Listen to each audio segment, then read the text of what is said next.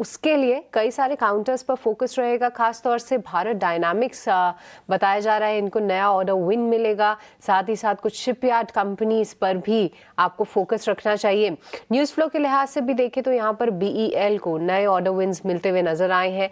लगभग 633 करोड़ के नए ऑर्डर विन्स हैं कोचीन शिपयार्ड के चलते। तो कई सारे काउंटर्स हैं जिन पर फोकस रखना है। एक बार कुणाल आपसे ही भारत डायनामिक्स और BEL ये दोनों पे ही राय दीजिए, क्योंकि आज डिफेंस काउंटर्स में हो सकता है एक्शन दिखे और ये दोनों को लेकर तो खास तौर से न्यूज़ फ्लो भी है, पर चार्ट्स क्या बता रहे हैं? सबसे पहले बीएल की बात कर लेते हैं। बहुत ही बढ़िया मोमेंटम बीएल में देखने को मिल रही है। इतना ही नहीं, हमने हमारा as Diwali pick BL suggest किया था हमारे जितने भी व्यूअर्स 89 स्वदेश के। जो व्यू है पॉजिटिव साइड का, ये 421 के अराउंड ये स्टॉक फिलहाल ओपनिंग दिखा रहा है। 440 से लेकर 480 तक के लेवल एज ए टारगेट ये स्टॉक दिखा सकता है। सो व्यू डेफिनेटली पॉजिटिव साइड का है। अगर खरीदी करके चलना है तो ट्रेडिंग के लिहाज से जो एसएल यहाँ पे आएगा वो आएगा 410 का।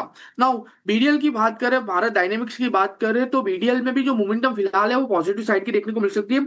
लगातार पिछले कई दिनों से स्टॉक 1470 के एसएल के साथ ट्रेड हो रहा है। 1550 के अराउंड फिलहाल ओपन हो रहा है। खरीदारी करके चलने की सलाह रहेगी। टारगेट की बात करते हैं तो जिस हिसाब से यहाँ पे स्टॉक ट्रेड हो रहा है और जिस हिसाब से मोमेंटम है, पहला टारगेट 1610 का देखने को मिल सकता है और 1610 जैसे ही ब्रेक होता है आपको 1710 तक के भी टारगेट देखने को मिल सकते हैं। तो दोनों स्टॉक बीडीएल और बीएल खरीदारी करके चलने की सलाह रहेगी। ऑलराइट, BDL और BEL दोनों ही आप खरीदारी करके चल सकते हैं। पर महेश जी, एक बार आपकी राय डिफेंस काउंटर्स पे, क्योंकि अब देखिए जिस तरीके की जियोपॉलिटिकल टेंशंस है, पिछले 1-2 दिन में कुछ एक डिफेंस से रिलेटेड हम न्यूज़ फ्लो भी देख रहे हैं।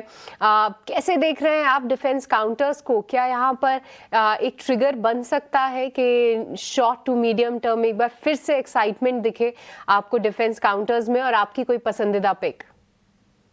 ये बिल्कुल मुमकिन है सृष्टि। और आई थिंक जो एक्सपेक्टेशन हम बांध के रख रहे हैं ऑर्डर बुक्स को लेके, रेवेन्यू विजिबिलिटी को लेके, जैसे कंपनीज एग्जीक्यूट कर रही हैं, टाइमलाइंस में जो इनको एग्जीक्यूशन करना है, जिसके वजह से इनके वर्किंग कैपिटल और कैश फ्लोज दोनों पे एक पॉजिटिव इम्पैक्ट आता है। तो मुझे लगता है I think over a longer period of time these counters will hold up as far as earnings are concern. थोड़े पैचेस जरूर रह सकती है 1-2 तिमाहियों में when it probably comes through, but I think over a longer period it should work well. हमारे Diwali pics में I think एक combination है दिवाली प्लस इंफ्रास्ट्रक्चर की, BEML। हमें लगता है I think mining infrastructure plus defence, इसका जो तड़का है BEML में, ये अर्निंग्स में शायद रिफ्लेक्ट हो। और इसलिए हमारे हिसाब से आई थिंक जो रेटिंग रैंकिंग्स हम देख रहे हैं, ये स्टॉक हमारे वॉचेस में। ठीक है।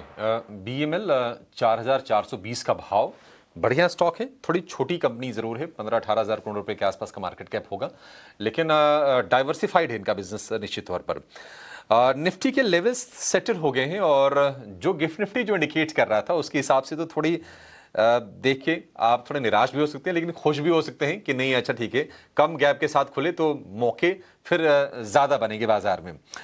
26,060 के आसपास के स्तर में निफ्टी पर दिखाई दे रहे हैं ओपनिंग में।